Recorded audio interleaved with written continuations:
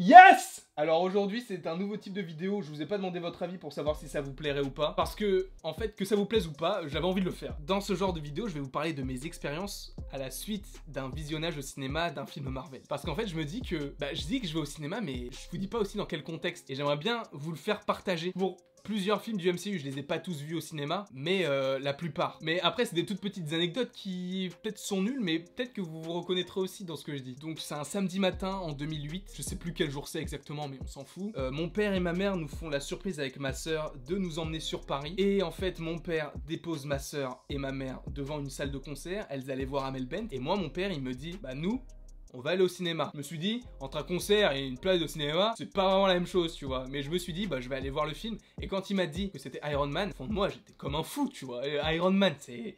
Et je le connaissais pas. Non, vraiment, je le connaissais pas du tout.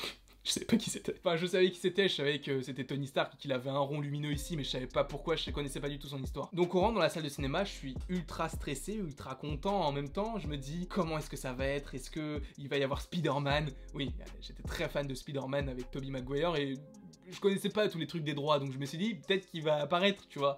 Mais au final non. Et donc on regarde le film, tout se passe bien, on prend pas de popcorn parce que mes parents ne voulaient pas qu'on prenne des trucs à manger au cinéma.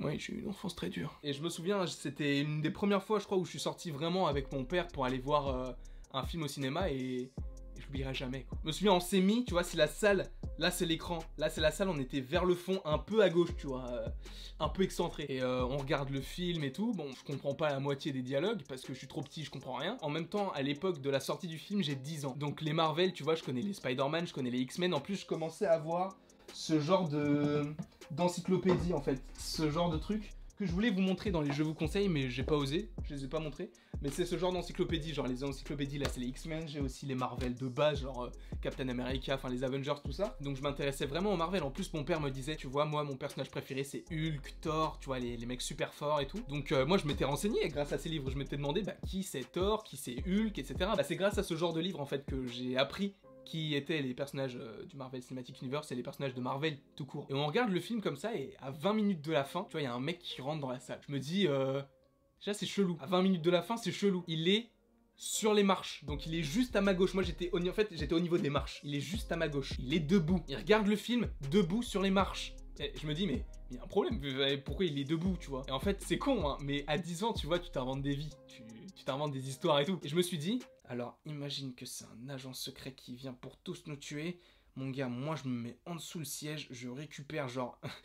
En plus je me souviens que j'avais dit que j'allais récupérer un pot de popcorn qui était juste en dessous de mon siège pour lui jeter dessus, pour me jeter après dessus, pour récupérer l'arme s'il y avait une arme et tout, enfin... J'étais vraiment un enfant. En fait, il a rien fait, hein, normal. Je suis toujours là, je suis toujours en vie. Mais je me suis dit, ouais, si je recours à cet agent secret, je le défonce. Évidemment, je l'ai pas dit comme ça. Hein, et je l'ai pas dit tout court, j'ai juste pensé. Ouais, moi, je suis un petit thug, mais dans ma tête. Et évidemment, on n'avait pas ce réflexe de rester après le générique. Donc, moi, j'ai vu Iron Man 1. Je me suis dit, c'est fini, quoi. Enfin, il y aura pas de suite, quoi. En fait, avec la scène post-générique que j'ai dû voir après, des années après. Oui, des années après, parce que...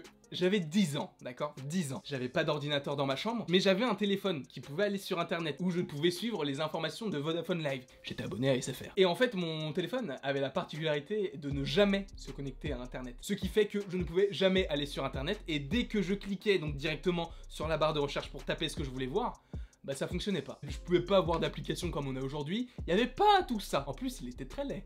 Tu sais quoi? Regarde, je me décale un peu. Photo du téléphone. Tu vois ce que j'ai enduré? Et le pire, c'est que c'est moi qui l'ai choisi, hein. Mais je ne pouvais pas savoir ce qu'il y avait dans la scène post-générique. Après, j'ai appris que c'était Nick Fury. Un an après avoir changé de téléphone. Donc cette première expérience a été assez sympathique. N'hésite pas à me dire ce que t'en as pensé. Évidemment, ce sont des anecdotes un peu pourries sûrement, hein, pour vous, mais moi ça me rappelle tellement de souvenirs, c'est un truc de fou. J'espère que cette vidéo vous aura plu. N'hésitez pas à aimer, à partager, à commenter, à vous abonner. Et même si vous n'aimez pas le concept, je vais quand même le reproposer pour les autres films parce que j'ai d'autres anecdotes à vous proposer et ça peut être cool de vous les faire partager. Il ne me reste donc plus qu'à vous dire à la prochaine pour la prochaine.